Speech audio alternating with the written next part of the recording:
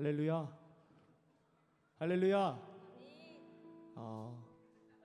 RK 전체 교육 벌써 세 번째 시간입니다. 이 자리에 오신 우리 팀장님들 그리고 팀원분들 환영합니다. 우리 앞뒤 전우자 한 번쯤 인사했으면 좋겠는데요. 인사하실 때 정말 잘 오셨습니다라고 한번 인사했으면 좋겠습니다. 잘 오셨습니다. 환영합니다. 축복하고 사랑합니다. 우리 다시 한번 인사하실 때 하나님 우리와 함께 하십니다라고 우리 함께 강하게 선포하며 이야기했으면 좋겠습니다. 하나님 우리와 함께 하십니다. 축복합니다. 감사합니다. 이 시간 오늘 우리 예배 가운데 하나님께서 통치하시고 인도하시는 줄 믿습니다. 오늘도 우리가 주님을 찬양하며 나아가기 원하는데요.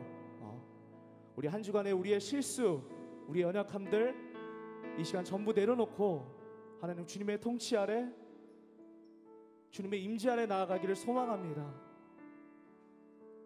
하나님 오늘도 우리를 붙들어 주시고 인도하여 주시고 함께하여 주셔서 주님 우리가 믿음으로 순종하며 하나님 앞에 나아갈 수 있도록 성령님 오늘도 주장하여 주시고 함께하여 주시옵소서. 주님만을 찬양하며 나아갑니다. 주님만을 의지하며 나아갑니다.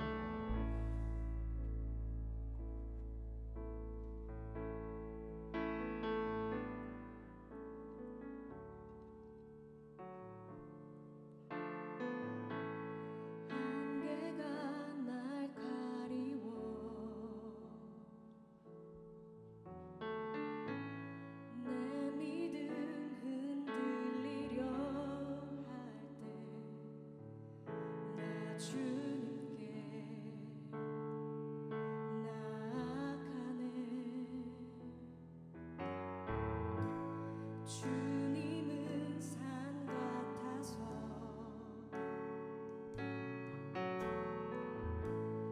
여전히 그 자리에 계셔 눈을 뜨면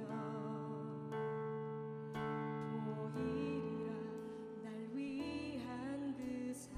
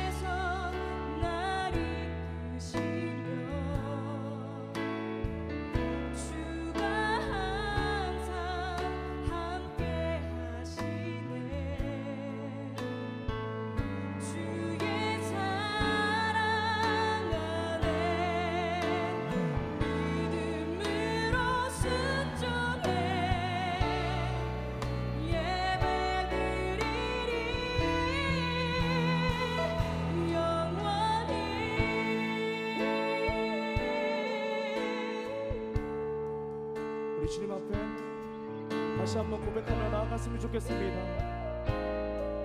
안개가 나의 가리워, 안개가 날 가리워,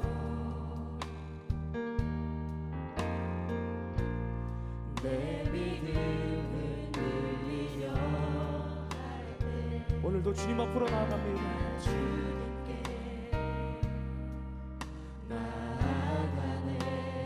주님은 산 같아서, 주님은 산 같아서, 아멘.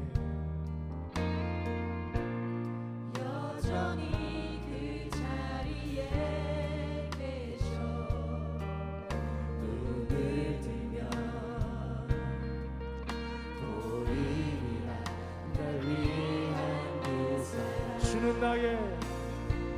주는 나의 도움이시며 주의 계획 영원하시네. 주의 위엄 앞에 믿음으로 순종해 예배드리리.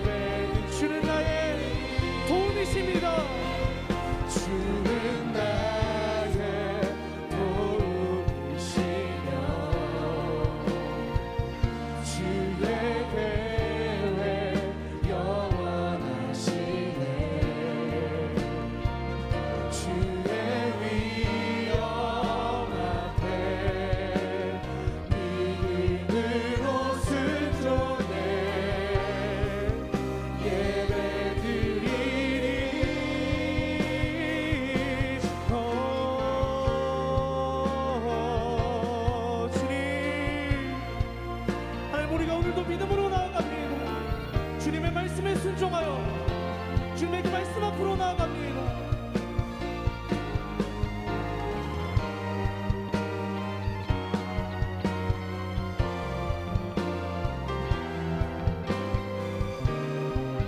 우리 함께 고백하기 원합니다.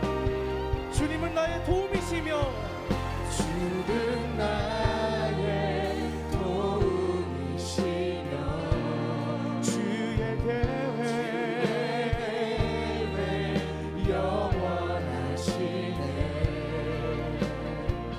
주의 위엄 앞에 믿음으로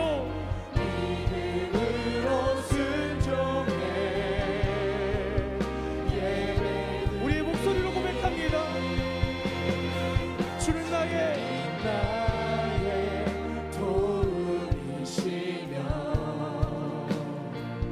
주의 계획 영원하시네. 주의 위엄 앞에 주의 위엄 앞에 믿음으로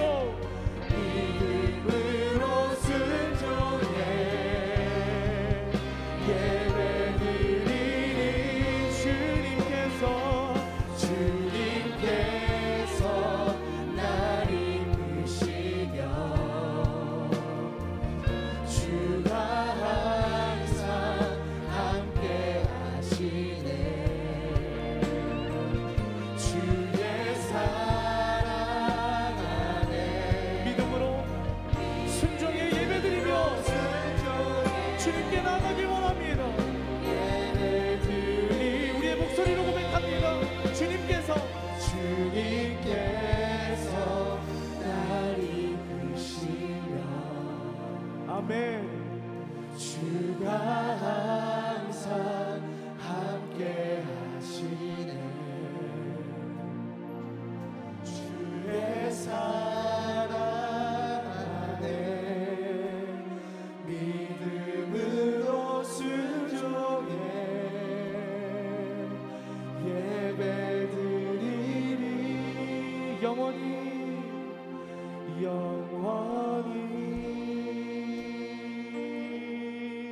아멘. 오늘도 우리를 그 믿음의 길로 이끄실 그 주님께 우리 감사와 영광의 박수 올려드리기 원합니다. 주님, 우리가 믿음으로 순종하며 나아갑니다. 하나님 앞에 순종하며 나아갈 때 주님 우리의 모든 길을 인도하시고 주여 함께하여 주시옵소서. 아멘. 우리 이 시간에 자리에서 일어나시겠습니다. 우리 일어나셔서 오늘도 우리를 통치하시는 그 하나님 앞에 우리가 주님 앞에 기쁨으로 찬양하며 나아가기 원합니다. 할렐루야!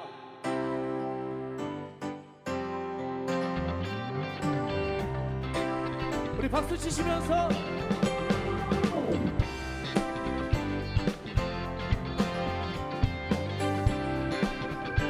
산과 시내와 붉은 노을과 땅의 모든 것 주 다스리네. 내 안에 갈망 유일한 소망. 우리 다시 한번 산과 시내와 붉은 노을과 땅의 모든 것 주 다스리네. 내 안에 갈망 유일한 소망. 주님 내 가슴 주오셔서 통치하소서. 헛된 나의 꿈 어둠 거두사 내 모든 것 다 드리리. 오셔서 다스리소서. 아멘.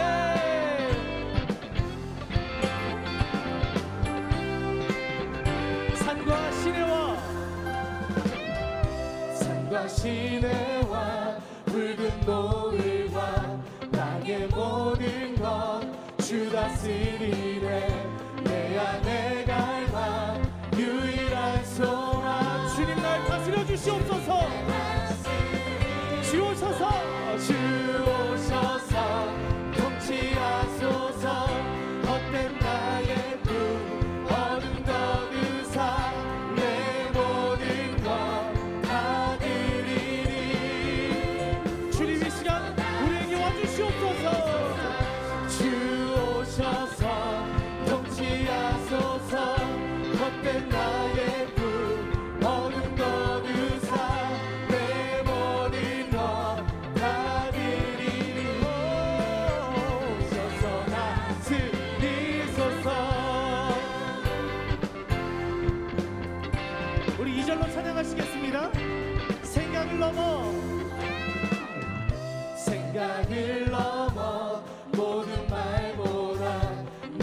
생활이 말하게 하소서. 세상 그 어떤 것보다 소중한 우리 다시 한번 생각을 넘어 모든 하나님 우리의 생활 가운데 주님을 드러내는 삶을 살게 하여 주시옵소서. 세상 그 어떤 것보다 소중한 내 주님 나를 주 오셔서 통치하소서.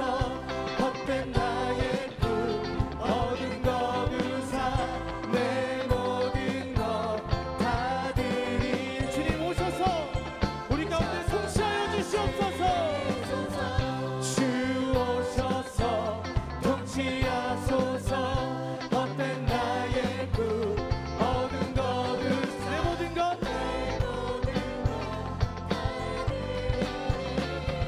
우리 다시 한번 고백합니다. 주 오셔서 통치하소서. 헛된 나의 꿈 어둠 거두사 내 모든 것 다 드리리. 오셔서 우리의 목소리로 선포하며 주 오셔서 통치하소서. 헛된 나의 꿈 어둠 거두사 내 모든 것 다 드리리. 주님 우리를 받아주시옵소서. 주님 오셔서 통치하여 주시옵소서. 주 오셔서 통치하소서. 헛된 나의 어둠을 거두사 내 모든 것 다 드리게. 주님 오셔서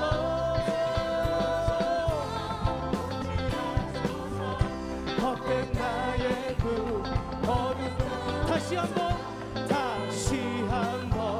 나의 주님 오셔서 다스리. 오셔서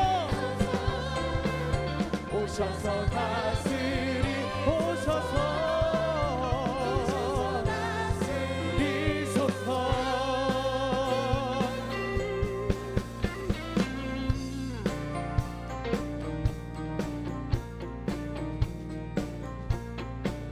우리 박수 치시면서 세일버들이 주를 바랄 때 우리 주를 바랄 때. 세일버들이 주를 바랄 때 우리 주님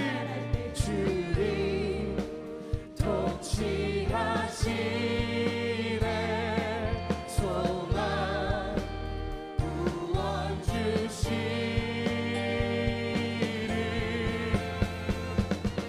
당신은 영원하신 주, 내 영원하신 주.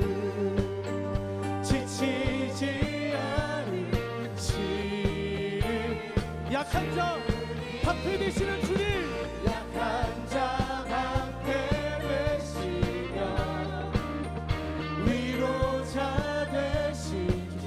독수리 같은 독수리 같은 힘 주시네. 아멘. 오늘도 연약한 우리 가운데 새 힘과 능력을 부어주시는 그 주님을 찬양하며 나아갑니다. 우리 더 크게 선포하시면서 새 힘어들이 주를 바랄 때 우리 주를 바랄 때. 새 힘어들이 주를 바랄 때 우리 더 큰 목소리로 고백합니다. 새 힘어들이 주를 바랄 때 우리 주를 바랄 때. 새 힘어들이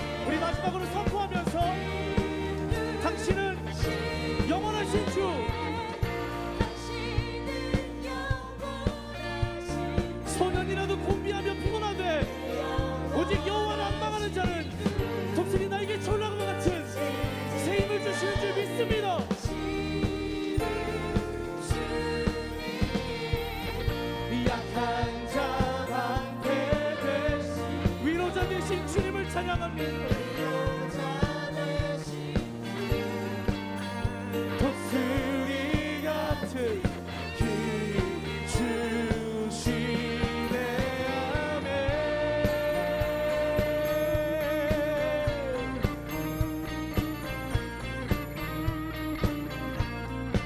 오늘 우리에게 새 힘 주시는, 독수리 같은 나에게 천령과 같은 새 힘을 주시는 그 주님을 찬양합니다.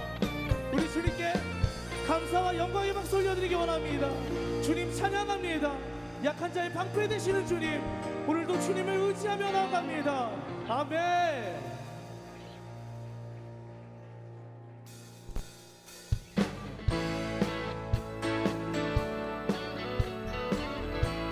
열방의 소망 되시는 그 예수 그리스도 이름을 선포하며 나아갑니다.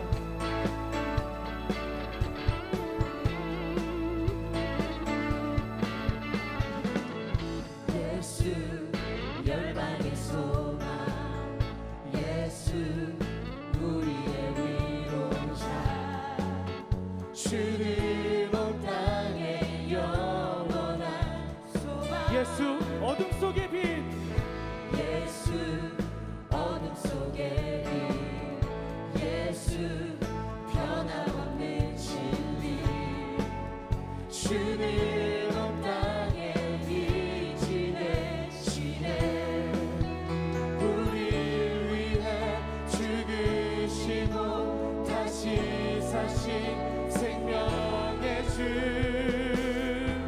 주님만이 소망이요 변함없는 반석이라 주님만이 온 세상을 비추시네 또 죽음에서 부활하신 우리 구주 평강의 왕 주를 믿는 모든 자의 소망 되신 주를 믿네 주를 믿네 아멘. 주님 찬양합니다. 예수 열방의 소망 예수 열방의 소망 예수 우리의 위로자 주는 온 땅의 영원한 소망이 되십니다. 영원한 소망 예수 어둠 속의 빛 예수 변함없는 진리 주는 온 땅의 빛이 아멘. 되시네 우리를 위해 죽으시고 다시 사신 생명의 주 주님만이 소망이요 변함없는 반석이라 주님만이 온 세상을 비추시네 아멘 또 죽음에서 부활하신 우리 구주 평강의 왕 주를 믿는 모든 자의 소망 되신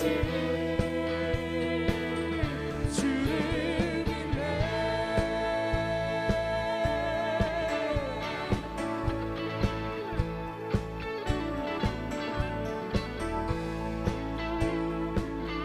우리를 위해 죽으시고 다시 사신 우리를 위해 죽으시고 다시 사신 우리를 위해 우리를 위해 죽으시고 다시 사신 우리를 위해 죽으시고 부활하신 그 예수 그리스도 이름을 찬양합니다. 주님 우리에게 생명으로 임하여 주시옵소서.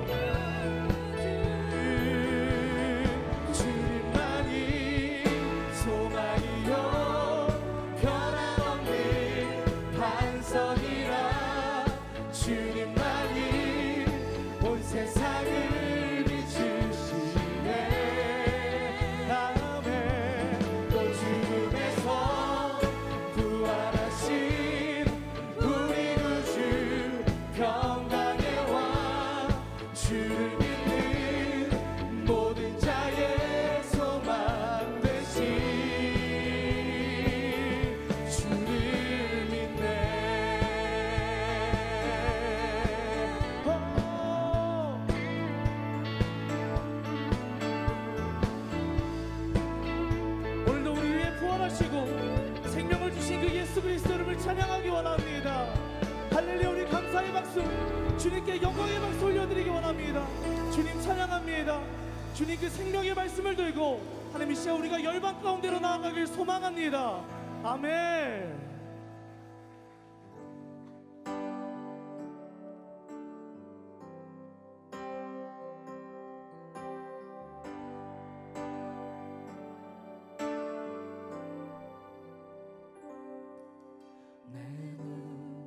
주의 영광을 보내 우리 가운데 계신 주님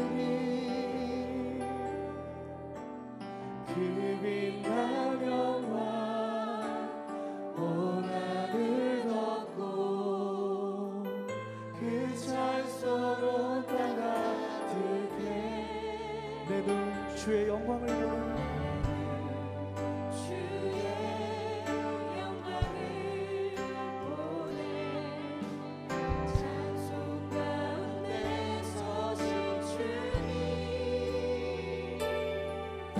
주님의 얼굴을 온 세상 향하네 권능의 팔을 드셨네 주의 영광 이곳에 가득해 우리 선에 주님과 함께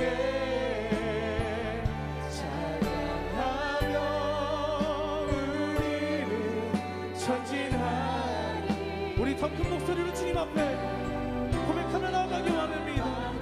주의 영광 이곳에 가득해 주의 영광 우리 할 수 있다면 우리 주님께 두 손을 높이 들고 함께 찬양하기 원합니다. 주님 그 영광으로 우리를 채워주시옵소서. 예수 그리스도의 영광으로 이 시간 가운데를 충만하게 역사하여 주시옵소서. 우리는 전진하리 모든 열방 주의 영광 이곳에 가득해 아멘. 주의 영광 이곳에 가득해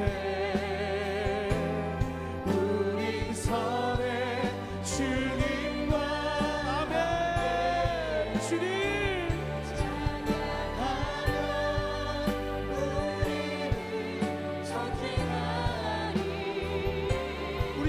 기도하며 나아가기 원합니다.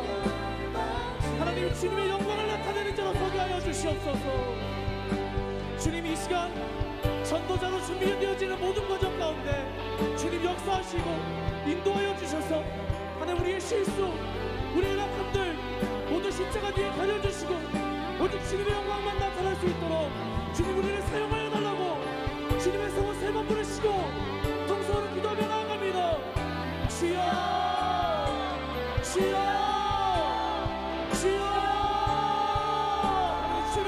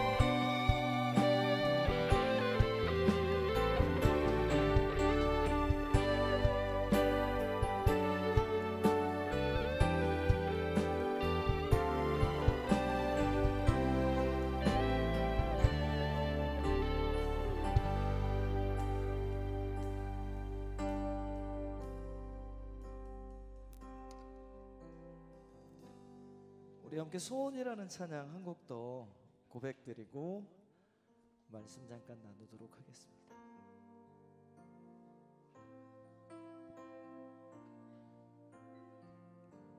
주님 내가 주의 장막을 사모합니다. 함께 함께 찬양하겠습니다.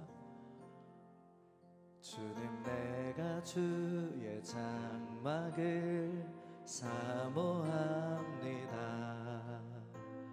오직 주의 임재를 갈망합니다.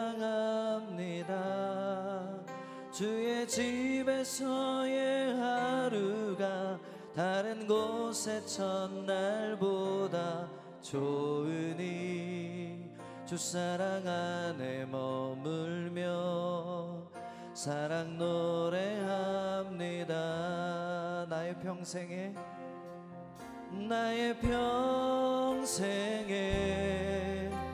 단 한 가지 소원 주의 아름다우심 보며 사랑 노래하는 것 나의 왕 되신 주님의 얼굴 구하며 주 사랑 안에 머물러 사랑 노래함. 나의 평생에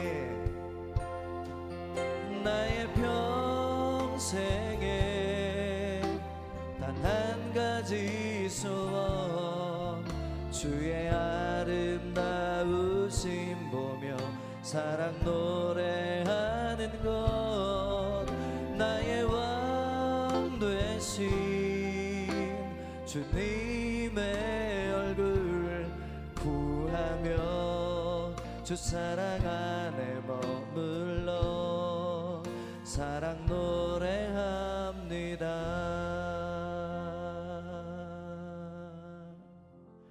예수님 감사합니다.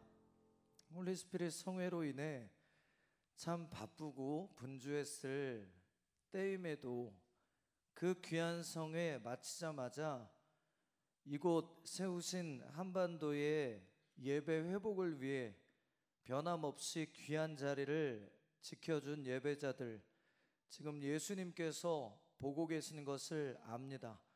오늘 이 시간 우리가 올 여름 주님 앞에서 회복할 예배 회복을 위한 사명자로서 어떻게 사역지에서 사명을 감당해야 될지를 말씀을 통해 나누기를 원합니다. 성령님 이 시간 오셔서 예수 그리스도의 인도하심 가운데 잘 준비될 뿐만 아니라 부르신 사역의 자리에서도 끝까지 변질되지 않고 승리할 수 있는 말씀의 소원이 오늘 우리 안에 기름 부어지게 하시기를 원합니다. 예수님의 이름으로 감사하며 기도드렸습니다. 아멘. 우리 찬양 인도자분이 키가 참 크시다 했더니 보면 내가 안 내려가는 거였네요. 감사합니다. 제가 시흥에서 홀리스피릿 성회 은혜 가운데 잘 드려진 모습도 보았고 함께 계신 우리 조영태 전도사님께서 또 열심히 우리 스태프들의 어려운 상황들을 돕기 위해 체했음에도 불구하고 열심히 섬기신 얘기도 들었습니다. 여러분 짐 로저스라고 하는 사람을 혹시 아시는 분 계신가요? 짐 로저스 누군가요? 일단 들고 봤는데 네? 투자가 세계에서 가장 유명한 3대 투자가가 있지요. 그 중에 한 사람입니다.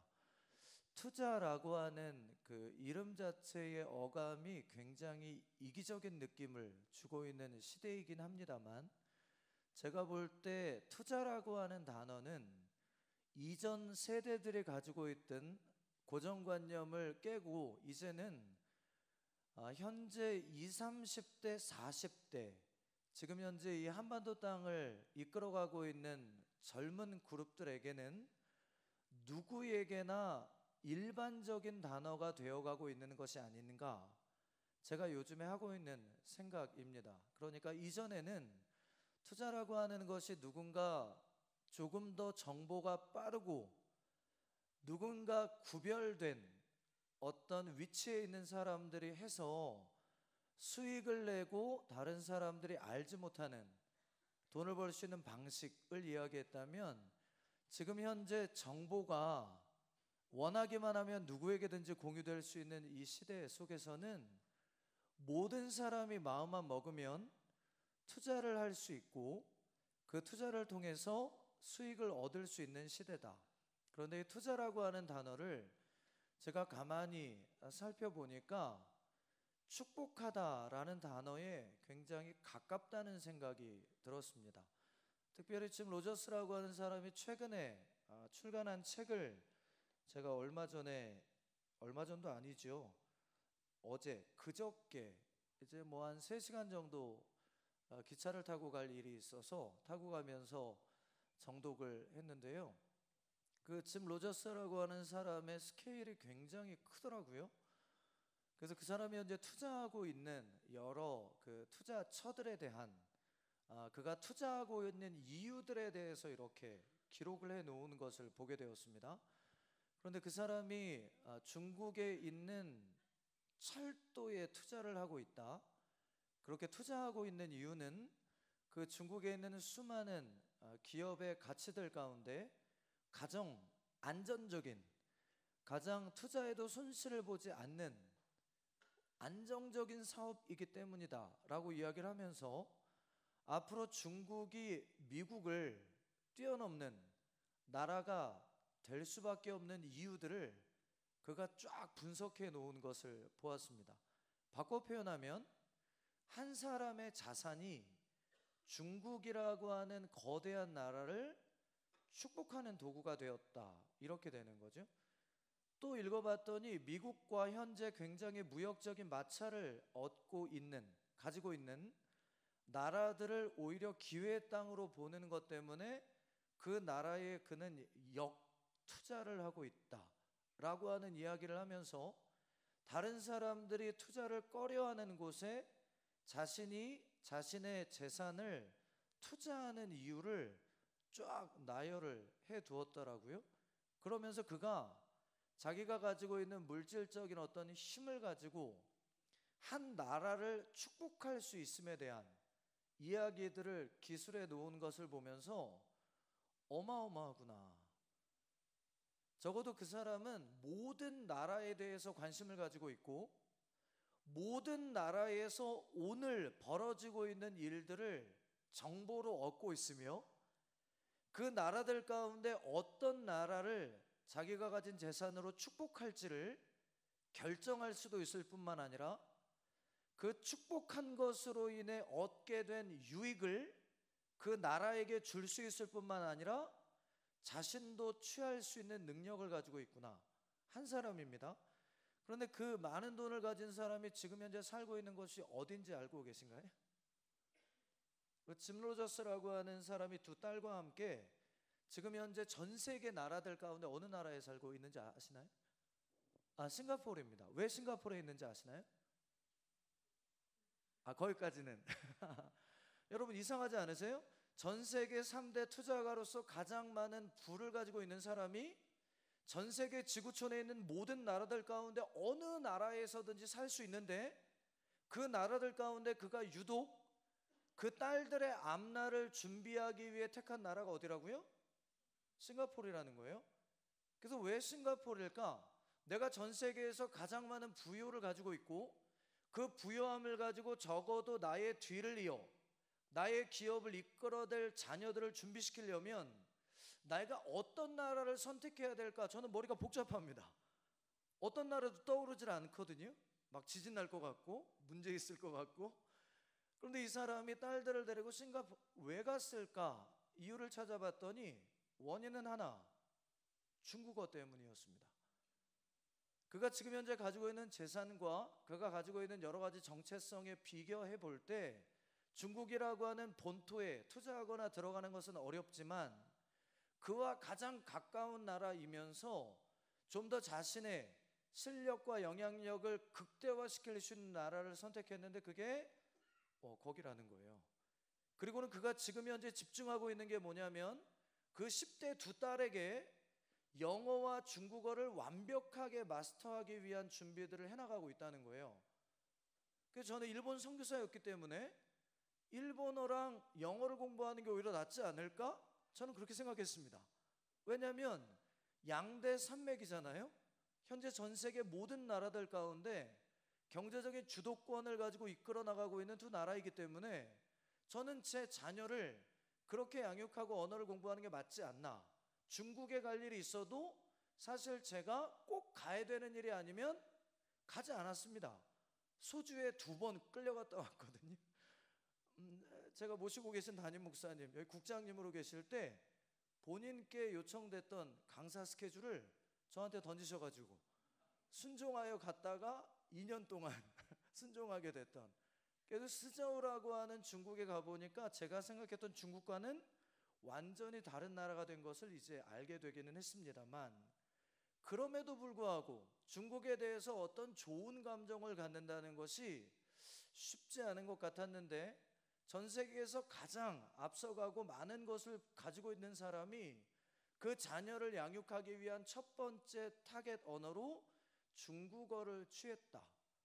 그리고는 그가 쫙 그 이유를 기술해 놓았는데, 여러분이 한번 기회가 된다면 보시기를 바랍니다. 왜냐하면 한 나라와 전 세계의 경영에 대한 폭넓고 지속적인 관심을 한 사람이 가진 것 때문에 어느 정도의 식견을 가지고 판단력이 다를 수 있는지가 보여지고 있다는 것을 제가 알게 됐기 때문입니다. 부끄러워졌습니다. 적어도 요한계시록의 말씀을 제가 카리스를 떠나기 전에 전체 강해를 하고, 그렇게 해서 여러분이요, 예수님의 다시 오실 길을 준비해야 합니다. 그 다시 오실 길을 준비하는 가장 확실한 방법은 하나님의 말씀을 온전히 깨닫는 것입니다. 말을 했는데, 요한계시록을 그렇게 말씀을 강해를 한 저조차도 지금 현재 이 세계 나라들 가운데 벌어지는 일들에 대해서 이 사람만큼의 역사적인 식견을 가지고 있지 못하다는 것, 이게 저는 목회자로서 부끄러워졌습니다. 더 놀라운 것은 이 사람이 한 말 가운데 일본은 50년 뒤에 없다라고 선언을 합니다. 정말 어마어마한 고백입니다. 이 고백을 하는 것 때문에 일본 국민들 엄청난 질타를 받았다고 합니다만, 그가 책에다가 명확하게 또 선포합니다. 내가 일본을 좋아하고 일본 도쿄에서 많은 음식들을 먹으며 기쁨을 누렸기 때문에 그 나라가 존재한다는 것이 나에게는 기쁨이지만, 역사가로서 내가 볼 때 일본은 50년 뒤에 없습니다라고 그는 책에서 단호하게 선포합니다. 그리고는 일본이 왜 50년 뒤에 없어지는지에 대해서 그가 역사가로서 근거 자료들을 기록해 놓은 것을 보면 입이 떡 벌어지는 것이죠. 그런데 제가 지금 이렇게 장황하게 여러 나라에 대한 이야기를 하는 이유는 그 나라들에 대한 이야기를 하려는 게 아니라 짐 로저스라고 하는 사람이 바라보고 있는 한국에 대한 이야기가 그 책에 기록이 되어 있습니다. 그런데 저는 거기서 충격을 받았습니다. 왜 충격을 받았냐면, 그저 단순히 역사의 전문가가 투자가로서 바라보고 있는 대한민국은 어마어마한 가치를 가지고 있는 나라라는 것을 이야기하고 있었기 때문입니다. 대한민국의 목회자로서 리바이벌 코리아라고 하는 사역을 통해 블레싱 사역을 꿈꾸고 있는 제가 생각지도 못했던 생각들을 그는 대한민국에 대해서 하고 있는 것을 발견하게 되었습니다. 그냥 짧게 설명을 하면, 앞으로 전 세계 모든 나라들 가운데 20년 동안 가장 전 세계가 주목해야 될 나라가 있는데, 그 나라가 한반도라는 이야기입니다. 그리고 그는 단호하게 선언합니다. 중국보다 더 나는 한국 땅, 한반도의 남북 나라에 투자할 준비가 되어 있다, 이렇게 선포를 합니다. 그러면서 앞으로 전 세계 모든 나라들 가운데 20년을 이끌어갈 어마어마한 가치를 가진 나라가 저 한반도다라고 선포를 하고, 그가 그렇게 예견을 하고 있는 이유들을 쭉 나열을 해 놓은 것을 읽으면서 충격인 것이죠. 그러면서 제가 뭘 깨달았냐면, 앞으로 향후 20년 동안 대한민국에 있는 교회와 그리고 그 교회 안에서 꿈을 꾸고 있는 청년들의 생각과 입술의 말, 그리고 그 청년들이 꾸는 꿈은 전 세계적인 파급력을 가지게 될 것이다. 이것이 그 책을 읽고 난 후에 제 마음속에 내린 결론이고, 지금 현재 리바이벌 코리아로 모여진 저와 여러분에게 하나님께서 얼마나 큰 계획과 꿈을 가지고 계신지를 꿈꾸게 되는 계기가 되었습니다. 저는 지난 첫 시간에 리바이벌 코리아, 즉 한반도를 하나님의 뜻 안에 올바로 세우기 위한 선교사로서 우리가 어떤 준비를 해나가야 되는지를 말씀을 드렸습니다. 우상 숭배, 또 유혹, 정욕을 다스리는 것, 원망하지 않는 것, 시험하지 않는 것, 이 네 가지는 회개하는 법에 대한 이야기였습니다. 오늘은 그러면 목사님, 우리가 리바이벌 코리아를 통해 각자에게 지금 부르신 사명지로 나가게 될 것입니다. 한국의 여러 도처가 되겠죠? 그러면 그 사명지에서 사역을 감당할 때 우리는 어떻게 사역을 감당해야 될까요? 그 이야기를 나누려고 합니다. 선교사였던 이스라엘을 하나님께서 가나안 땅으로 부르셨던 이유는 무엇일까요? 이게 첫 번째 질문입니다.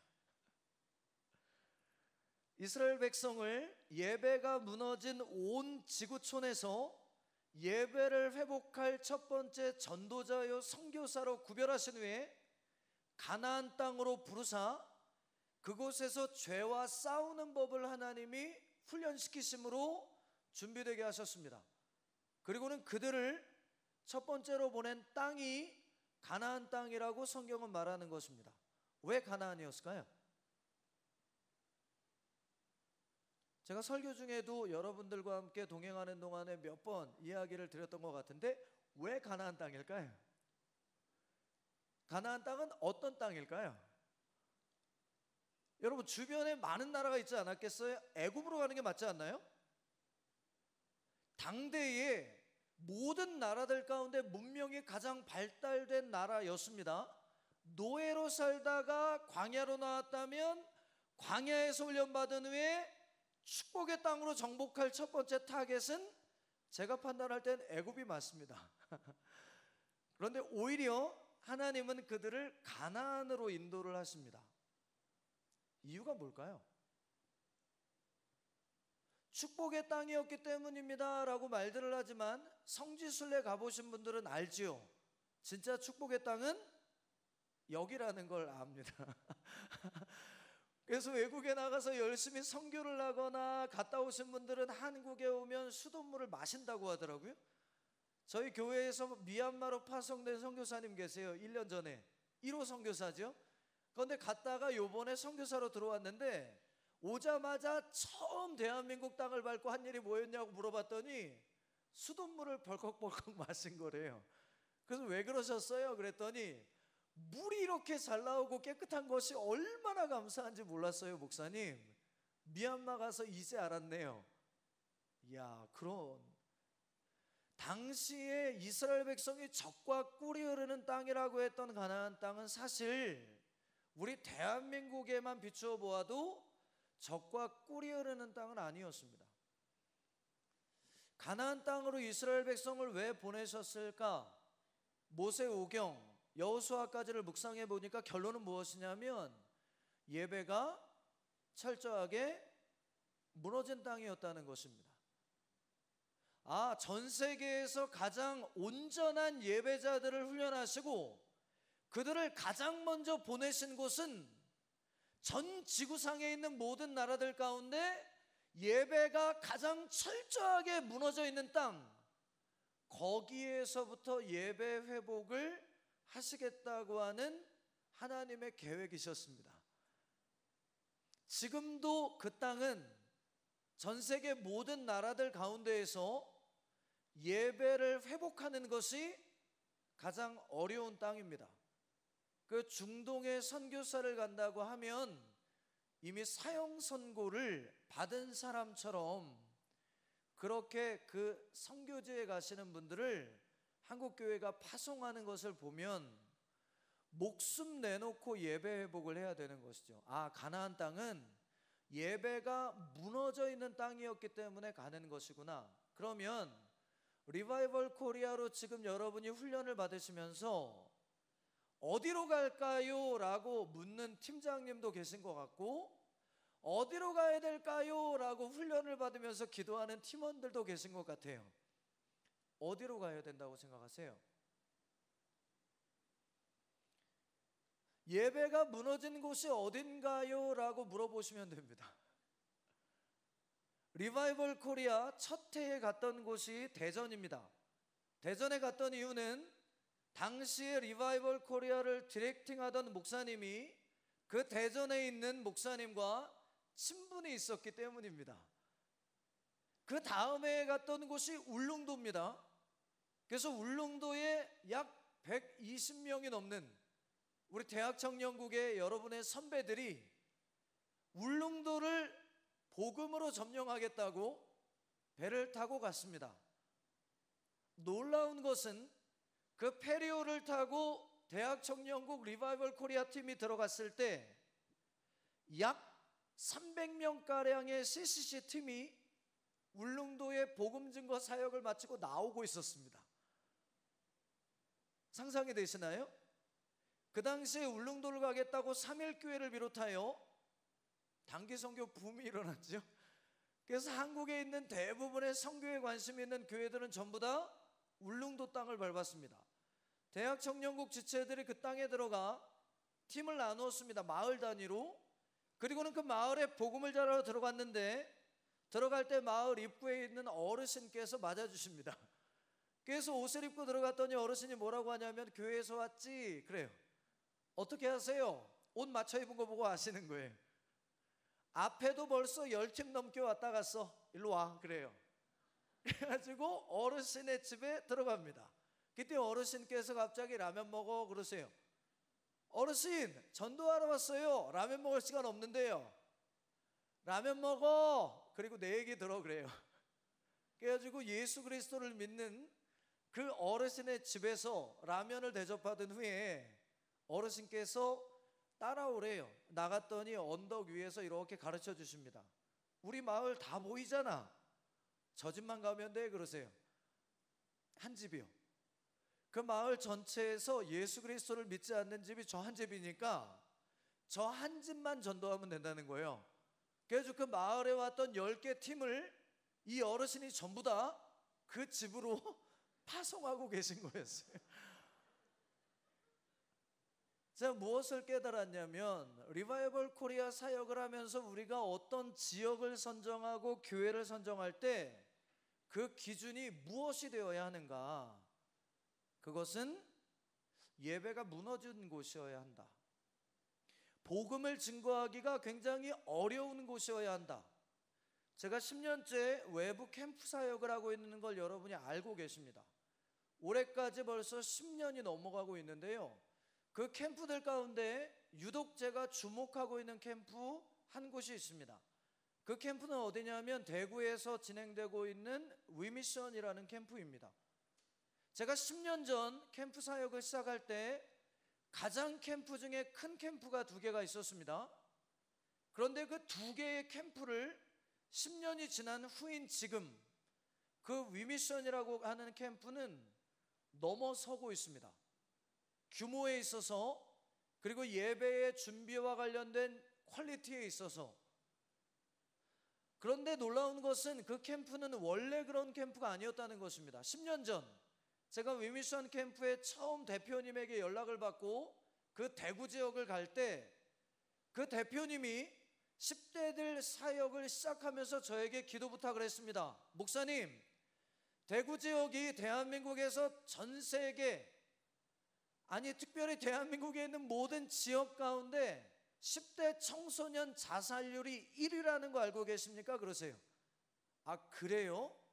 기도해 주세요. 이 땅의 10대들이 자살하지 않도록. 근데 그 다음 뭐라고 하시냐면 다른 도에 있는 많은 교회들은 연합 캠프를 열면 그 캠프들마다 놀라운 부흥과 하나님의 기름 부으심을 경험합니다. 그런데 유독 이 대구 지역에는 청소년과 청년을 위한 캠프가 세워지지 않을 뿐만 아니라 그 세워졌던 수많은 캠프들도 계속해서 무너졌다는 거예요. 그래서 저와 같은 연배에 있는 그 대표님에게 제가 물었습니다. 아니 그러면 대표님, 교회들에게 홍보를 했을 때 많이 모일 수 있는 지역으로 가는 게 훨씬 낫지 않을까요? 전라도 지역으로 가시죠 대표님. 거기에서 만약 위미션이 캠프를 연다면, 제가 전국을 다 다녀봤는데 전라도 지역만큼 그렇게 열정적으로 모이고 예배하는 크리스찬들을 제가 본 적이 없습니다. 그랬더니 이분이 뭐라고 그러시냐면, 알아요 목사님. 그런데 저는 대구로 왔습니다 그래요. 왜 대구입니까? 라고 제가 물었더니 10대들이 무너져 있는 땅이기 때문입니다 그래요. 저는 이곳에 예배가 회복되기를 원하는 것, 이게 하나님의 소원이라고 믿습니다. 지금부터 저의 30대, 40대 젊은 날의 모든 목회를 이곳에다가 쏟아 부으려고 합니다. 그리고 저에게 뭐라고 말했냐면, 도와주세요 그랬습니다. 그래서 그때부터 10년 동안을 여름 겨울로 그 집회가 열릴 때마다 갔습니다. 그런데 그렇게 10년을 설교한 결과 제가 무엇을 보고 있냐면, 1,500명, 2,000명에 가까운 10대들이 그 체육관에 모여 하나님을 예배하는 것을 보게 되었다는 사실이에요. 놀라운 일입니다. 자살률 1위, 그리고 어떤 교회도 모이지 않던 그 지역에 한 30대 초반의 젊은 목회자 한 사람이 몇 명의 제자 10대들과 함께 예배를 회복하겠다고 10년을 몰아치고 꿈을 꾸었더니 한국 전역에서 가장 큰 대형 집회 예배로 모이는, 정말 하나님께서 세우신 거룩한 지역으로 변화되어 가고 있는 것을 보는 것입니다. 지금 이 자리에 계신 리바이벌 코리아 팀장님, 또 팀원 여러분, 여러분이 지금 올 여름 방문하기 위하여 교회를 선정하고 지역을 선정한 기준은 무엇이었는지를 묻고 있는 것입니다. 그리고 정말 그곳이 하나님께서 우리를 부르신 곳인지를 오늘 묻는 것입니다. 그런데 놀라운 것은, 가나안 땅으로 하나님께서 보내실 때 가나안의 이스라엘 백성의 숫자가 몇 명이었을까요? 출애굽할 때 남자만 몇 명이 나왔다고 기록하나요?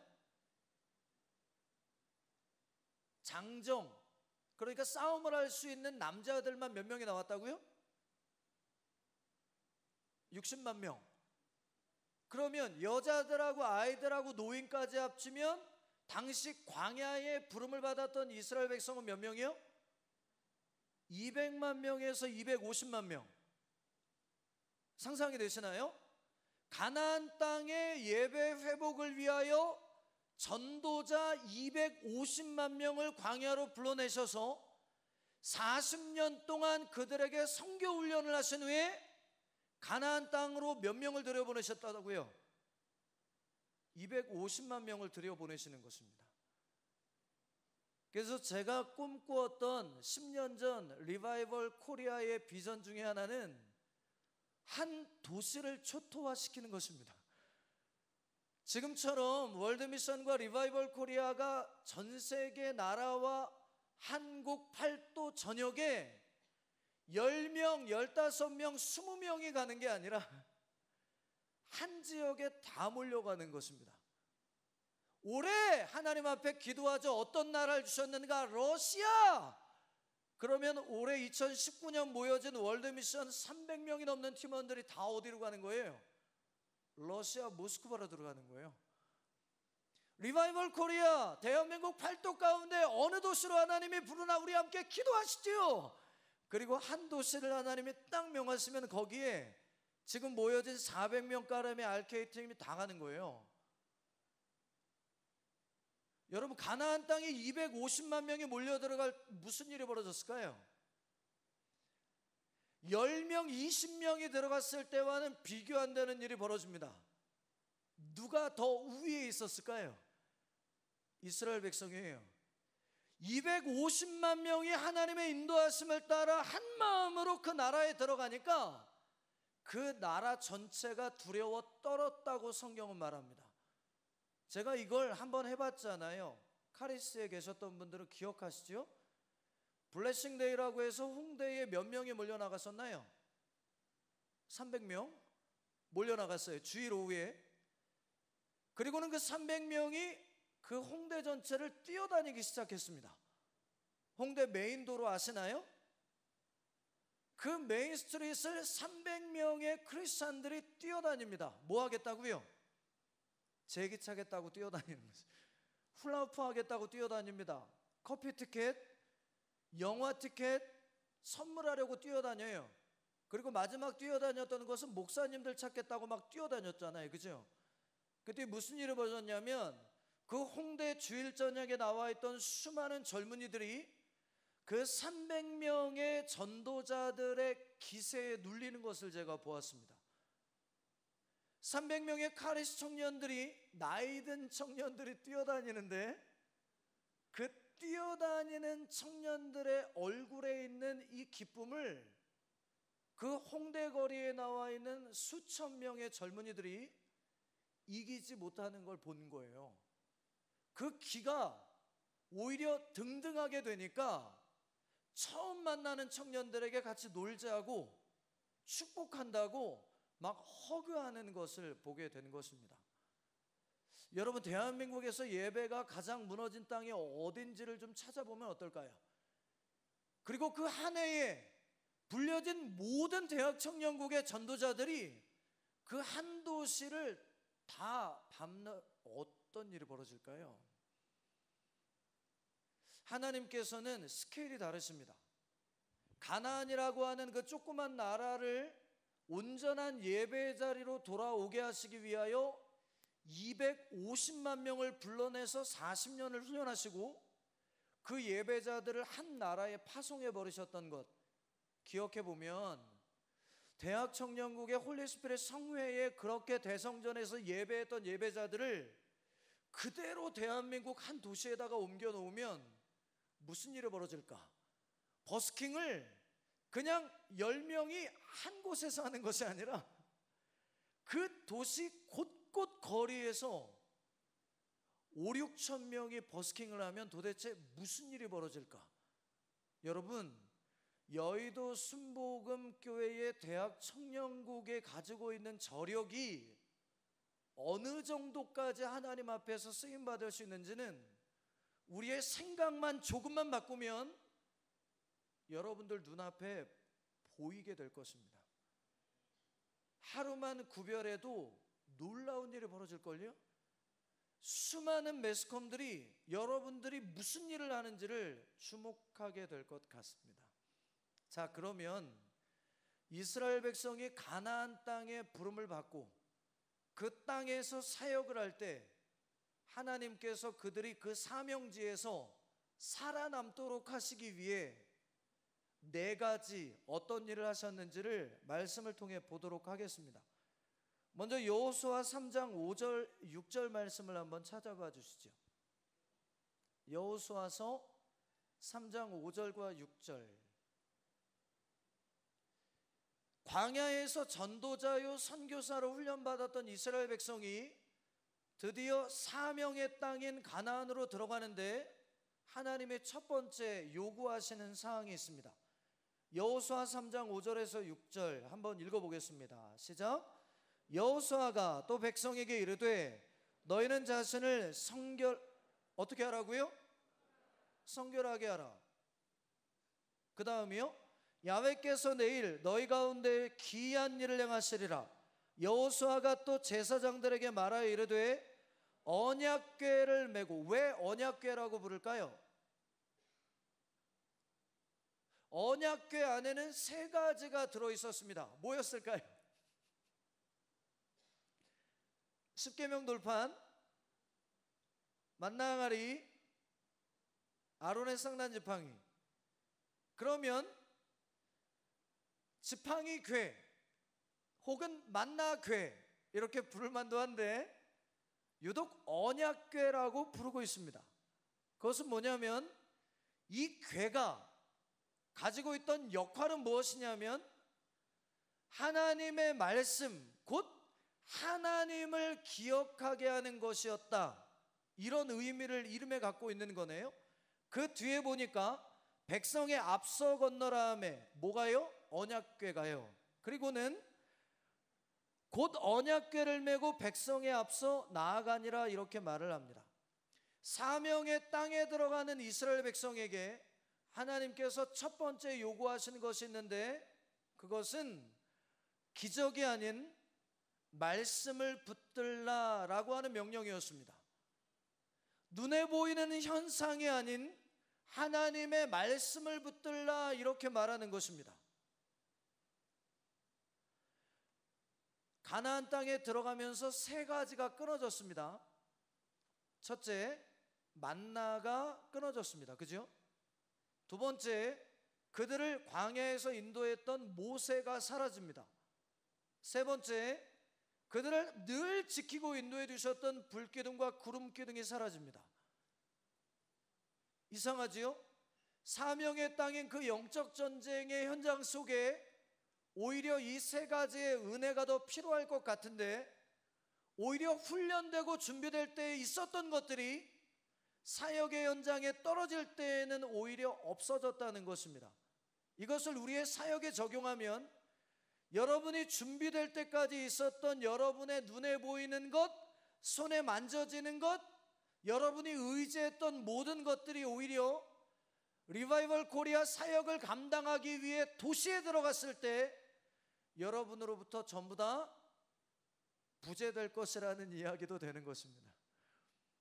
하나님께서 사명지에서 남겨주시는 것은 오직 하나인데 그것은 말씀이라는 것입니다.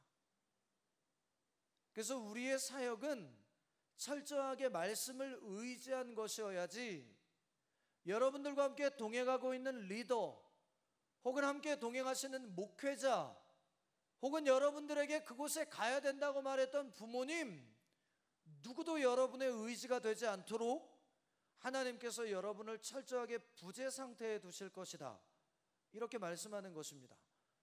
그래서 여러분들은 무엇을 가지고 사역해야 하냐면 말씀 가지고 사역하는 것입니다. 말씀 가지고 사역하는 것입니다. 절대로 말씀에 대해서 무지하지 않으시기를 부탁을 드립니다. 두 번째, 사명의 땅 가나안에 들어갈 때 하나님이 두 번째 하신 명령이 있습니다. 그게 여호수아서 5장 1절에서 7절까지의 기록입니다. 아마 이스라엘 백성이 가나안 땅에 들어갈 때 그랬던 것처럼 여러분이 올 여름 리바이벌 코리아 사역을 할 때 두 번째 하나님이 요구하실 명령일 것 같습니다. 한번 읽어보겠습니다. 여호수아 5장 1절에서 7절 합독합니다. 시작. 요단 서쪽의 아모리 사람의 모든 왕들과 해변의 가나안 사람의 모든 왕들이 야훼께서 요단물을 이스라엘 자손들 앞에서 말리시고 우리를 건너게 하셨음을 듣고 마음이 녹았고 이스라엘 자손들 때문에 정신을 250만 명이 몰려 들어왔으니 잃어버릴 만하죠. 그 다음이요. 그때 야훼께서 여호수아에게 이르시되 너는 부싯돌로 칼을 만들어 이스라엘 자손들에게 다시 할례를 행하라 하시매 여호수아가 부싯돌로 칼을 만들어 할례산에서 이스라엘 자손들에게 할례를 행하니라. 여호수아가 할례를 시행한 까닭은 이것이니 애굽에서 나온 모든 백성 중 남자 곧 모든 군사는 애굽에서 나오는 광야길에서 죽었는데 그 나온 백성은 다 할례를 받았으나 다만 애굽에서 나오는 광야길에서 난 자는 할례를 받지 못하였습니다. 이스라엘 자손들이 야훼의 음성을 청종하지 아니하므로 야훼께서 그들에 대하여 맹세하사 그들의 조상들에게 맹세하여 우리에게 주리라고 하신 땅 곧 적과 꿀이는 땅을 그들이 보지 못하게 하리라 하시매 애굽에서 나온 족속 곧 군사들이 다 멸절하기까지 40년 동안을 광야에서 헤매었더니 그들의 대를 잇게 하신 이 자손에게 여호수아가 할례를 행하였으니 길에서는 그들에게 할례를 행하지 못하였으므로 할례 없는 자가 되었음이었더라. 할례를 왜 행했을까요? 복음을 전해야 하고 예배를 회복해야 하는 선교지 한복판입니다. 그런데 거기에서 하나님이 두 번째 요구하신 명령이 있는데 그것은 할례를 행하라였습니다.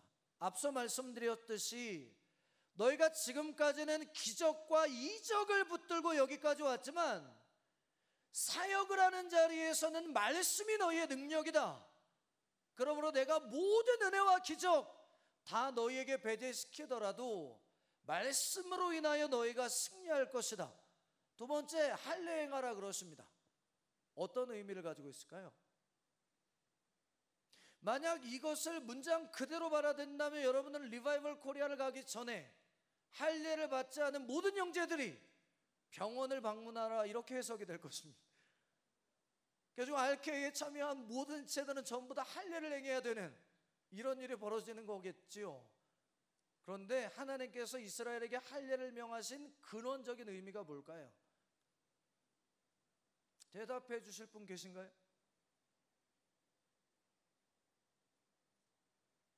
없으신가요? 그럼 제가 너무 잘하는 분한테 가야죠, 그죠? 네, 우리 팀장님. 삼형제 간 거예요. 이번에 어디 간다고 그랬죠? 김천 가는 거죠? 김천에 가서 딱 그 땅에 들어갔는데 갑자기 하나님이 말씀만 붙들어. 그런데 두 번째 할례 행해라 이렇게 된 거예요. 무슨 의미일까요?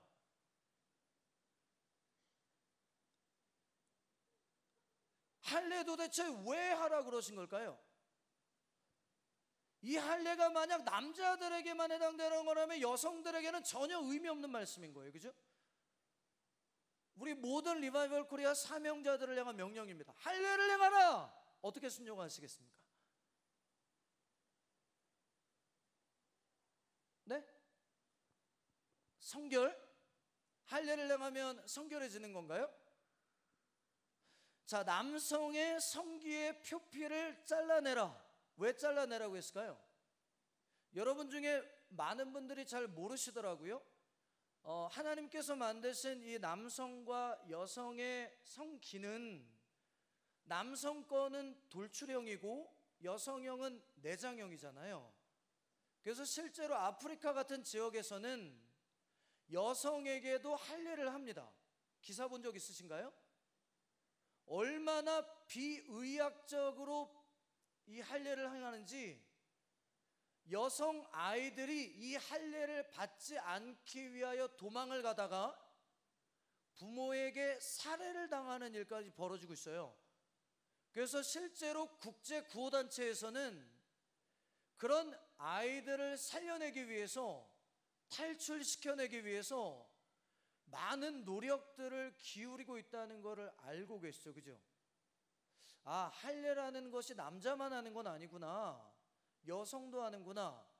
그런데 봤더니만 의학적으로 남성의 신체기관 가운데 가장 성적 감각이 뛰어난 곳, 가장 성적 감각이 몰려 있어서 육체적인 쾌락을 극대화시킬 수 있는 기관이 어디냐면 남성의 성기의 끝이라는 것이에요. 그죠? 그래서 구성애라고 하는 이 성교육하는 분은 뭐라고 말하냐면 할례 받지 말라는 거예요. 왜 그 축복을 잘라내냐는 거예요. 여러분들이 그것을 가지고 있으면 성적으로 나중에 부부관계를 가질 때 더 성적인 쾌락을 극도로 느낄 수 있는데 왜 그걸 잘라내느냐라고까지 강의를 하는 거예요. 지금 여기서 할례를 행하라 이 말은 뭐냐면 욕심으로 사역하지 말라는 거예요. 너의 정욕과 너의 만족을 채우기 위하여 사역하지 말라는 거예요. 이 말씀을 가장 주의 깊게 들어야 되는 것은 누구냐면 리더입니다. 리더요. 많은 한국교회 사역자들이 혹은 팀장님들이 사역을 할 때 사역 보고라는 것을 합니다. 선교사님들도 선교지에서 사역을 할 때 여의도 순복음교회 선교사님들만큼 사역 보고를 하기 위해 사역하는 분들이 사실 없어요. 그게 저는 너무 안타깝습니다. 여러분, 어떻게 선교사가 파송이 돼서 1년 만에 교회를 세웁니까? 질문합니다. 가능한 일입니까? 여러분, 언어가 1년 만에 누군가에게 복음을 전해서 교회를 세울 만큼 그렇게 훈련이 될 수 있는 거라고 생각하십니까? 야, 근데 선교센터인 본부에서 선교사님들에게 매년마다 요구하는 것이 있지요.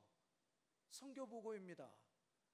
무언가를 보고하기 위해서는 무언가를 만들어내야 하고, 그러기 위해서는 뭔가 인위적인 확장이 있어야만 되는 그런 선교 사역이 참 안타깝단 말이죠. 욕심으로 하지 않아야 합니다. 할례를 처음 하나님께서 아브라함에게 명하셨던 것, 그것도 역시 마찬가지입니다. 내 정욕과 내 만족을 위해서 사역이 이끌어져 가지 않도록 하는 것, 이것이 여러분들의 리바이벌 코리아 올 여름 사역지에서 꼭 지키셔야 될 두 번째 원칙입니다. 제가 일본 도쿄에 사역을 했습니다. 그리고 거기에서 여기 대학 청년국에서 그랬듯이 느헤미야 프로젝트라고 하는 프로젝트를 진행했습니다. 그 프로젝트는 리바이벌 재팬의 전략이었습니다. 리바이벌 재팬은 리바이벌 코리아의 일본식 국내 선교입니다. 그래서 제가 선교 사역을 3년 동안 하는 동안에 도쿄에 있던 300명의 청년들과 함께 일본 전역에 리바이벌 코리아 한국에 있는 청년들이 그렇듯이 일본 청년들을 통해 일본을 부흥시키겠다라고 하는 비전을 갖게 됐습니다. 그래서 수련회를 준비하면서 회장단과 300명의 청년들에게 도전했습니다. 어떤 도전했냐면, 이번 수련회는 선교 수련회로 기획하겠습니다. 그래서 2박 3일 동안 수련회를 한 후에 마지막 날 전세버스를 전부 다 나누어 타고, 일본이 워낙 넓으니까 일단 도쿄를 타켓으로 하겠습니다. 우리 300명 청년들이 도쿄도 전체를 둘러싸겠습니다. 그리고 그 경계선에 선 300명의 예배자들이 1시간 동안 도쿄 전체를 하나님의 성전으로 내어드리는 예배를 드리겠습니다. 여러분, 준비해 주시기 바랍니다. 그래서 각 지구역장님들이 본인들이 가야 할 도쿄 경계 지역들을 선정했습니다. 그리고 회장단은 그 각각의 팀들을 수련의 마지막 날 도쿄의 경계선으로 데려다 주기 위해 모든 버스 노선표를 작성하고 준비를 한 것입니다. 얼마나 흥분됐는지요. 일본에서 한국에서도 없던 일이 시작되겠구나. 그리고는 그 청년들이 일본에 있는 또 다른 교회의 청년들에게 도전을 하는 것입니다. 우리가 몇 월 며칠 몇 시부터 몇 시까지 도쿄 전체를 하나님 앞에 성전으로 올려드리는 예배를 1시간 동안 드립니다. 여러분 중에 동일한 꿈과 비전을 기름 부음 받는 자가 있다면 같은 시간 어디로 여러분 나오시기를 바랍니다. 그렇게 도전하기 시작한 것입니다. 수련회가 3일 동안 은혜 가운데 마치고 가야 되는 것이죠. 그런데 둘째 날 저녁 부흥성회를 마치고 캠프파이어가 끝났는데, 캠프파이어를 통해서 막 즐겁게 찬양을 하고 있는 지체들과는 달리 회장단 지체들이 저 뒤에 모여서 갑자기 회의를 하고 있는 것을 제가 보게 된 것입니다. 그래서 그런가 보다, 내일 프로젝트를 준비하느라 바쁜가 보다 했습니다.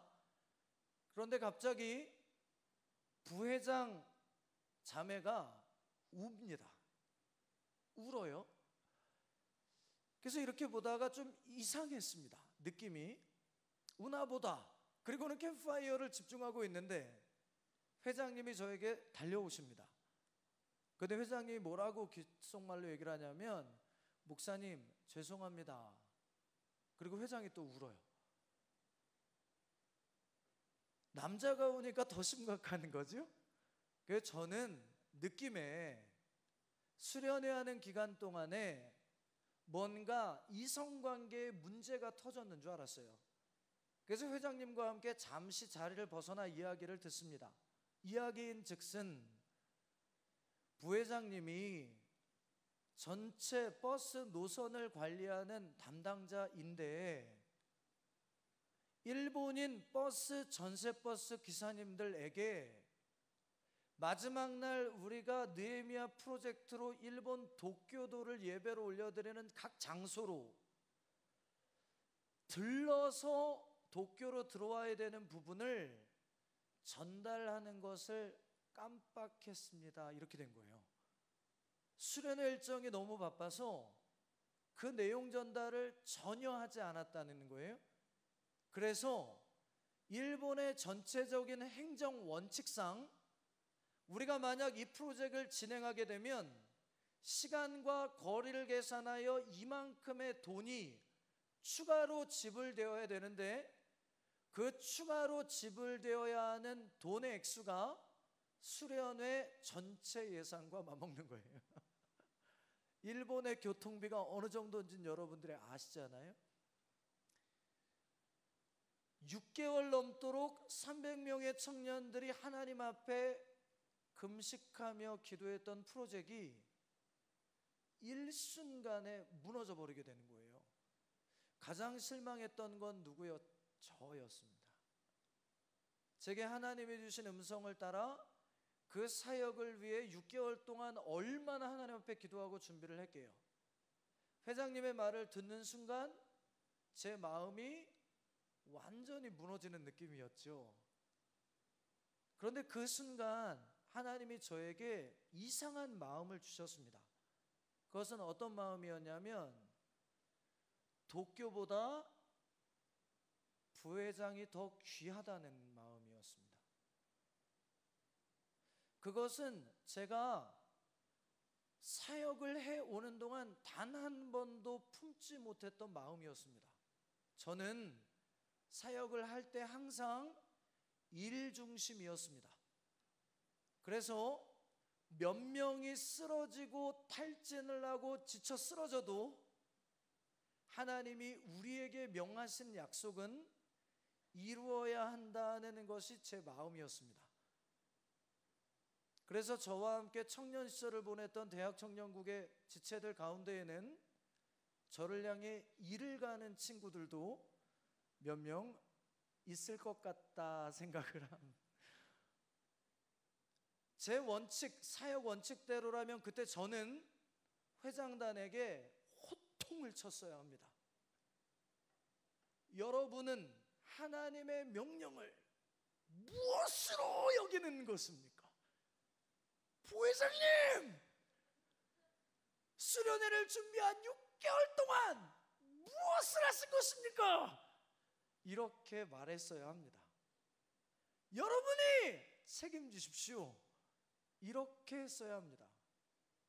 그런데 하나님께서 저를 성도로 만드시는 순간이었습니다.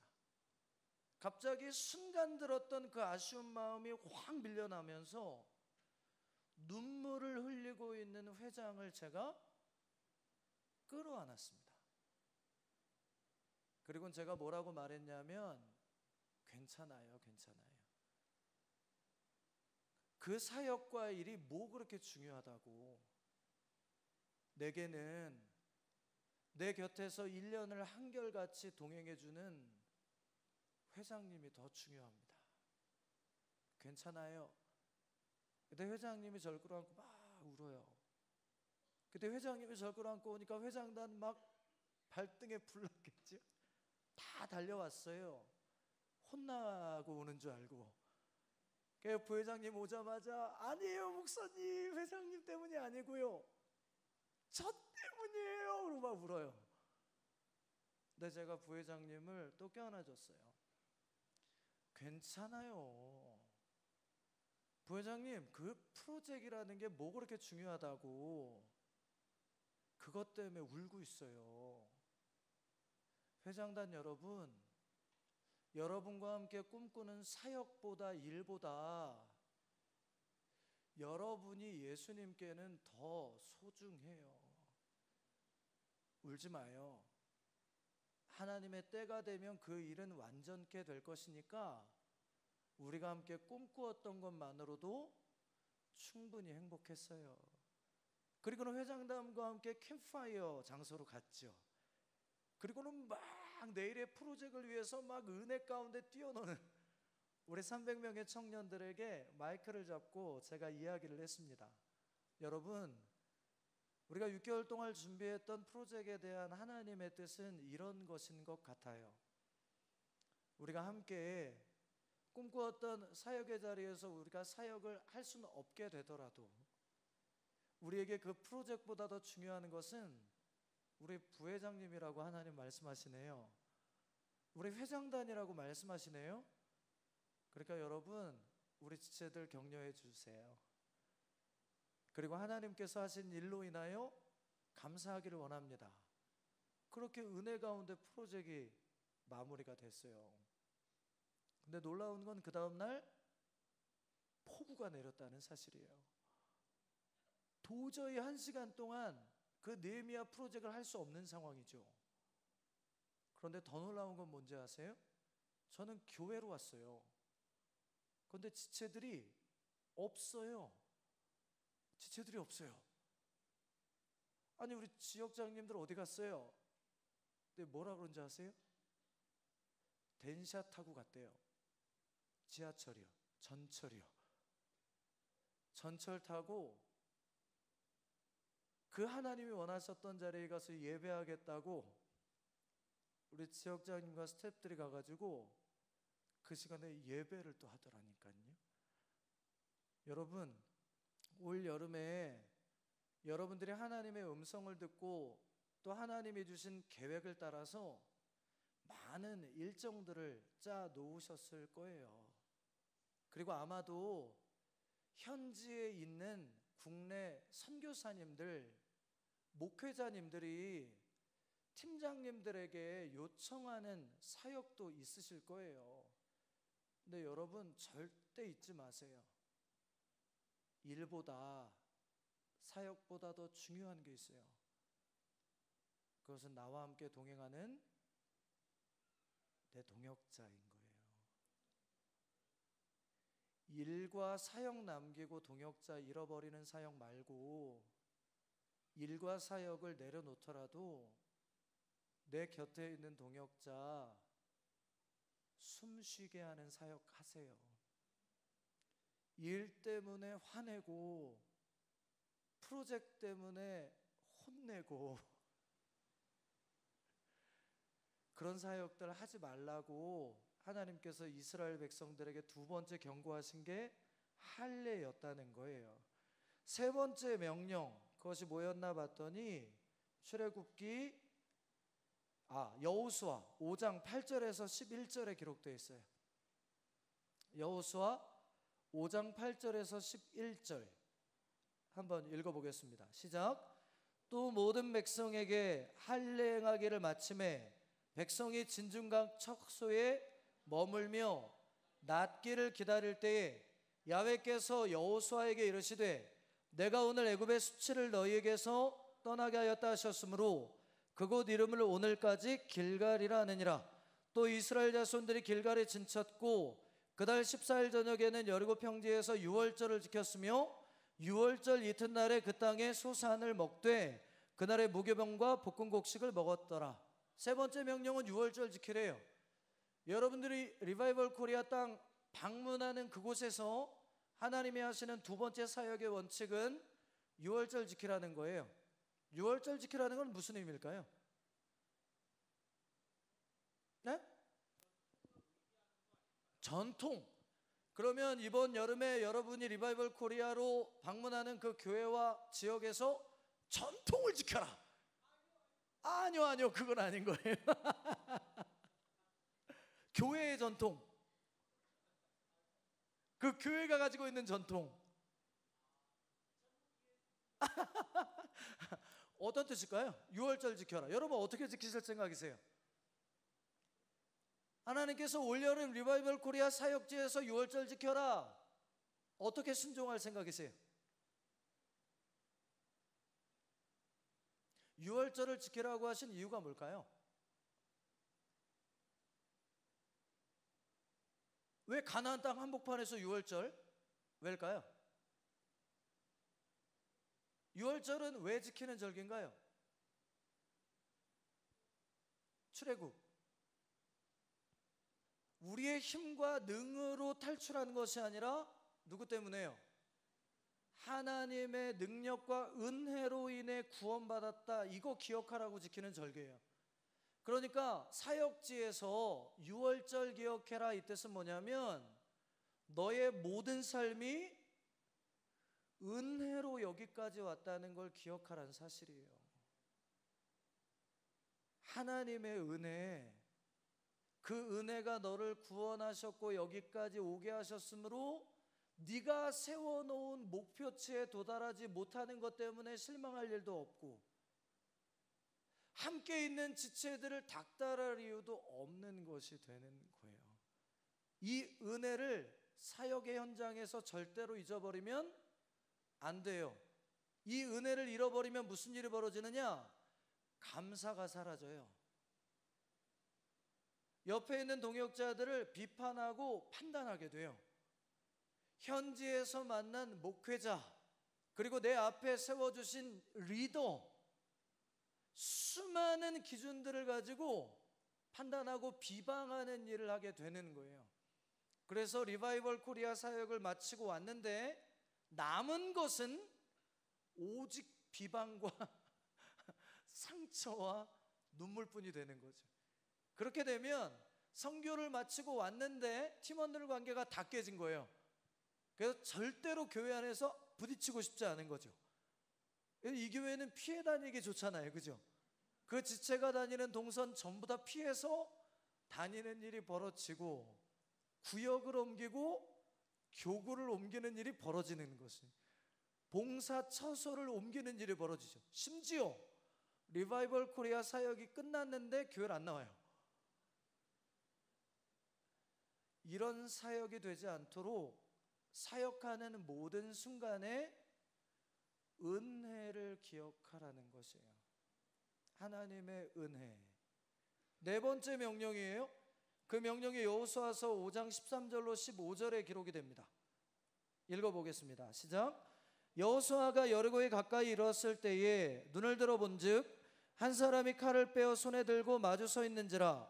여호수아가 나아가서 그에게 묻되 너는 우리를 위하느냐 우리의 적들을 위하느냐 하니 그가 이르되 아니라 나는 야훼 군대 대장으로 지금 왔느니라 하는지라. 여호수아가 얼굴을 땅에 대고 엎드려 절하고 그에게 이르되 내 주여 종에게 무슨 말씀을 하려 하시나이까. 여호와의 군대 장관이 여호수아에게 이르되 내 발에서 신을 벗으라 내가 선 곳은 거룩하니라 하니 여호수아가 그대로 행하니라. 뭐라고요? 사역하는 현장에서 네 번째 하시는 명령은 신발 벗어라예요. 여러분도 올여름에 사역하는 현장에서 신발 벗어야 돼요. 이거 벗으라는 얘기 아닌 것 같아요, 그죠? 신발 벗으라는 무슨 뜻일까요? 네? 무슨 뜻일까요? 네? 그 뒤에서 대답을 해주시네요. 네. 우리 생각, 욕심, 고집. 그러니까 신발이 내 생각, 욕심, 고집이네요, 그죠? 이렇게 벗어버리는 거네요. 이 뜻을 이해하려면 당시에 이스라엘 백성이 신발을 언제 벗었나를 알면 돼요. 이스라엘 백성은 신발을 언제 벗었을까요? 세 가지 때문에 신발을 벗었다고 성경은 보여주거든요. 언제 벗었을까요? 내가 서 있는 땅이 굉장히 거룩한 땅일 때에는 신발을 벗고 들어갔대요. 두 번째, 언제 신발을 벗었냐면 내 주인 앞에서 종이 신발을 벗었대요. 그러니까 나는 당신의 종으로서 당신에게 속했습니다라는 걸 인정할 때 신발을 벗는 거예요.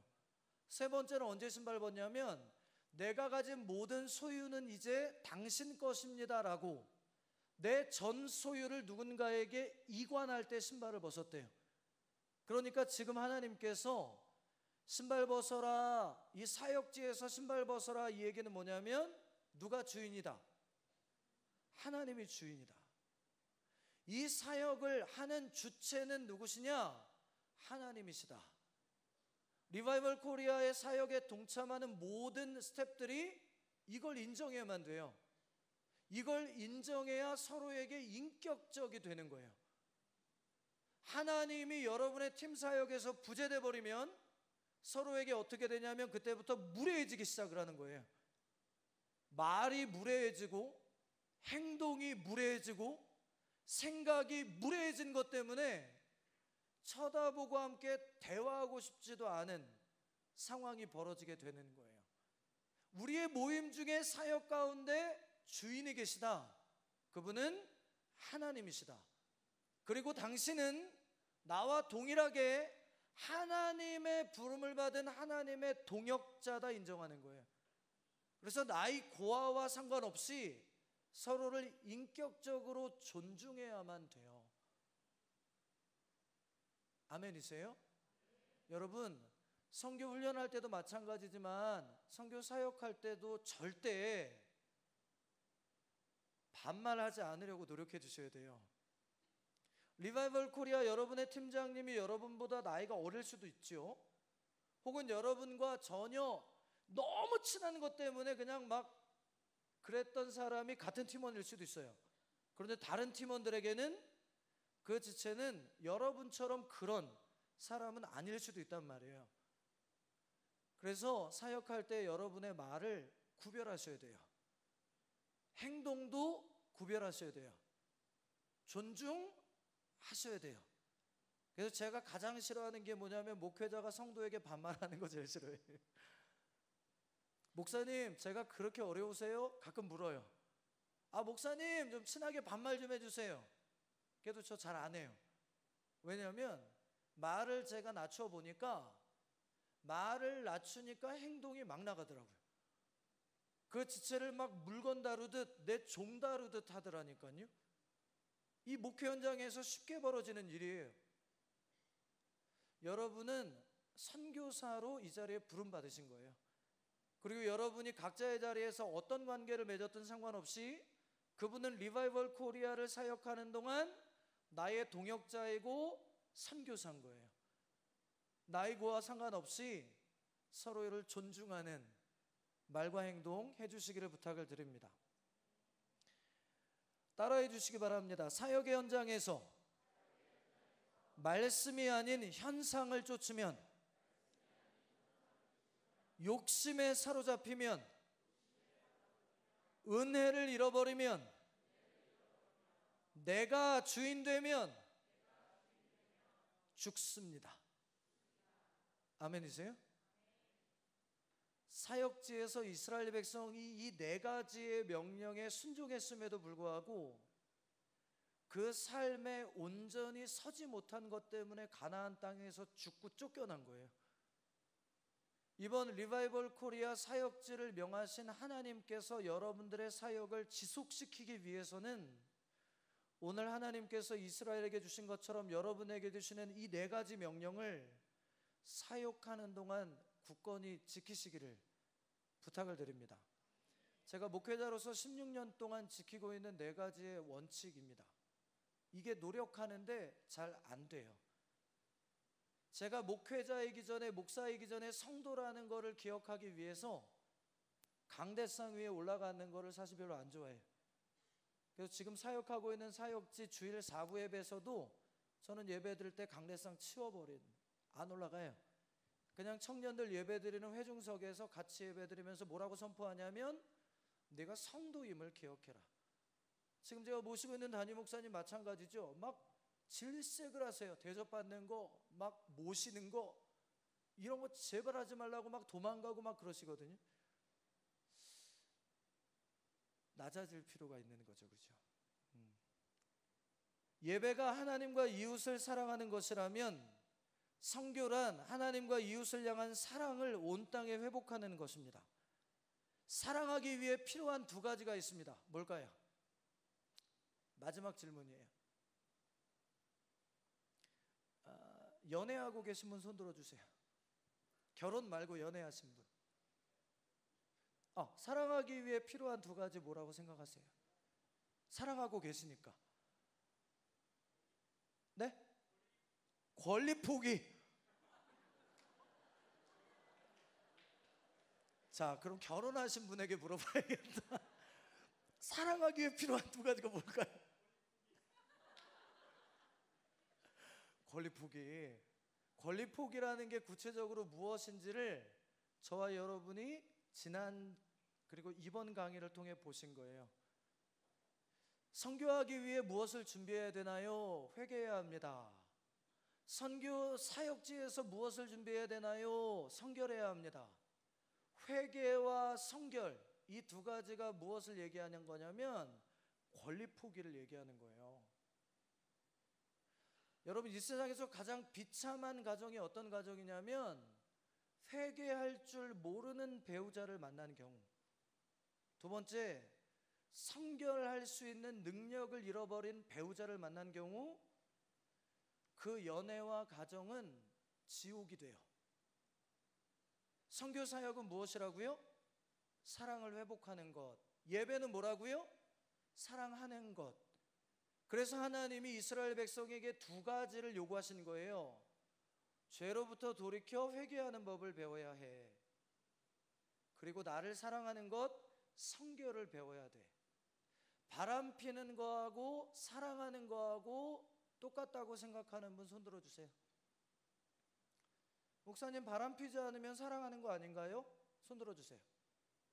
없으시죠? 모두가 이것에 공감하는데 실제 연애 현장에선 이런 일이 벌어지죠. 부부들에게는 이런 일이 벌어집니다. 아버지들이 어머니에게 가끔 하는 말이에요. 바람 안 피고 내가 지금까지 이러고 살았으면 됐지, 뭘 더 바래, 이러는 분 계세요? 근데 그런 얘기 듣는 어머님들은 가슴이 찢어지는 거예요. 왜요? 바람 피지 않는 것이 사랑하는 것은 아니에요. 죄를 안 짓는 것이 사랑하는 것은 아니에요. 그래서 선결은 언제 임하는 거냐면 죄를 안 짓기 때문에 임하는 것이 아니라 하나님을 사랑하기 때문에 임하는 게 선결이에요. 이해되셨나요?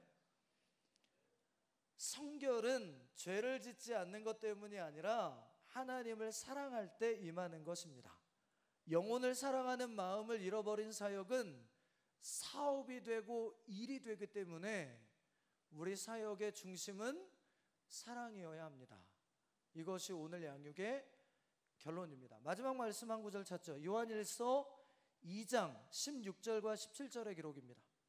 요한일서 2장 16절과 17절 함께 마지막 합독하고 찬양 고백하면 좋겠습니다. 우리 찬양팀 앞으로 좀 나와주시면 감사하겠습니다. 요한일서 2장 16절 17절 함께 합독하겠습니다. 시작. 이는 세상에 있는 모든 것이 육신의 정욕과 안목의 정욕과 이생의 자랑이니 다 아버지께로부터 온 것이 아니요 세상으로부터 오는 것이라. 이 세상도 그 정욕도 지나가되 오직 하나님의 뜻을 행하는 자는 영원히 거하느니라. 올여름 리바이벌 코리아 사역이 이와 같기를 원합니다. 자리에서 함께 일어나셔서 아까 함께 불렀던 소원이라고 하는 찬양 하나님 앞에 올려드리기 원합니다. 다 가슴에 손을 얹고 함께 찬양하겠습니다.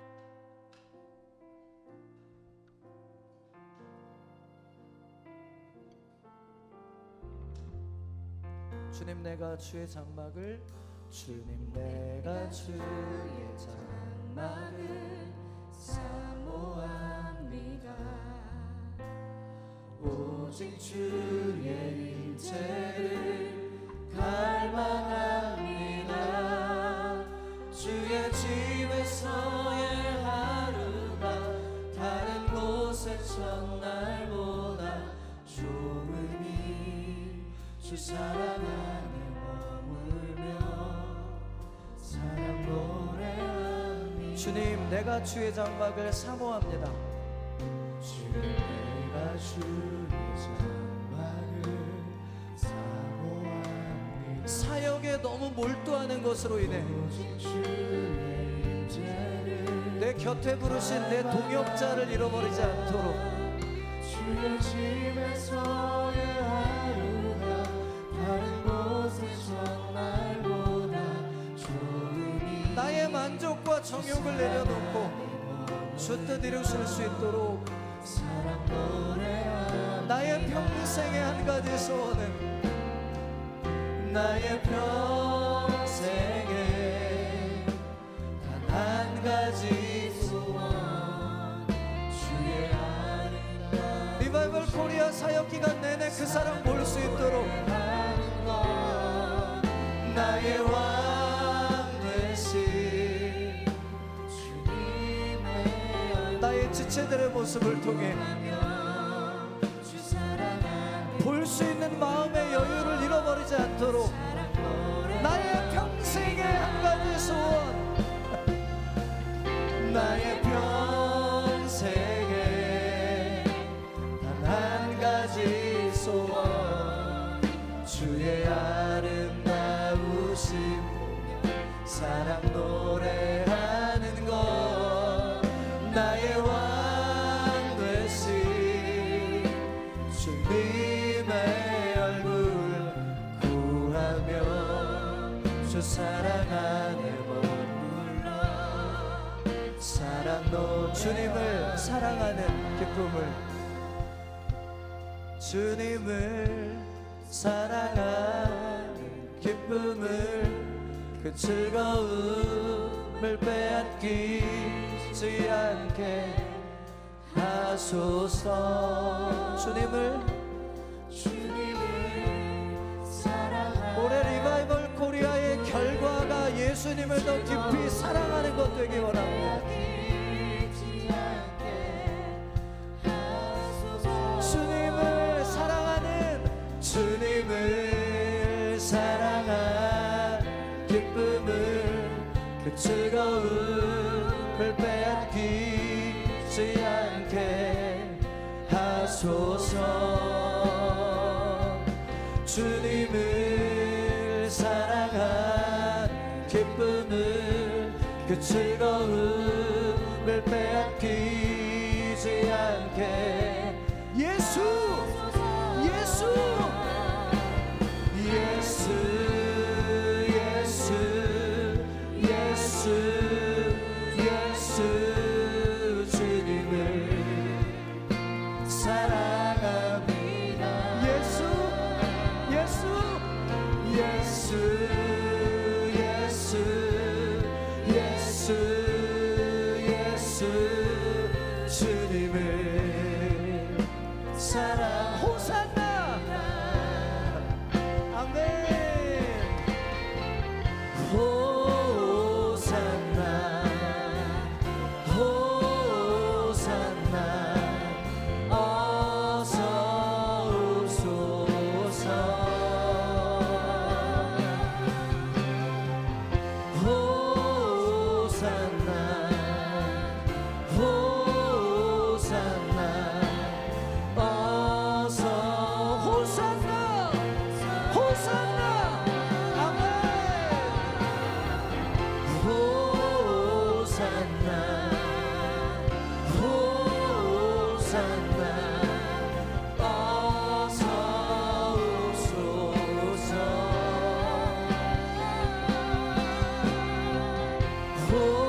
호산나 호산나 어서 오소서 우리와